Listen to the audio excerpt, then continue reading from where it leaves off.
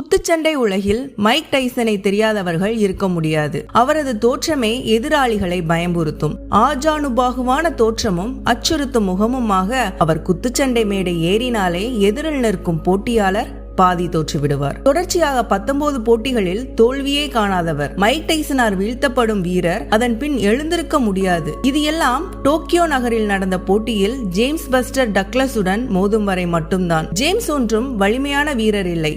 டைசனுடன் ஒப்பிடும் பொழுது அதிக போட்டியில் வென்றவரும் இல்லை. அந்த போட்டி நடந்த போது டைசன் உலக சாம்பியன். போட்டியில் நீண்ட நேரம் டைசனே ஆதிக்கம் செலுத்தினார்.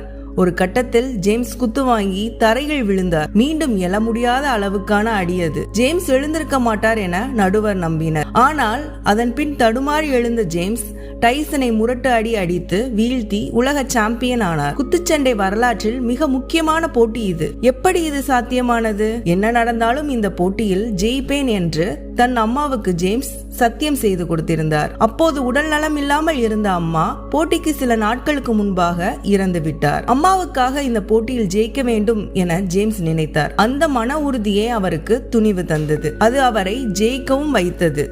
நமது விடாமுயற்சியும் பயிற்சியும் மன உறுதியை தரும். மன உறுதி துணிவை தரும். அந்த துணிவே நமக்கு வெற்றியை தரும்.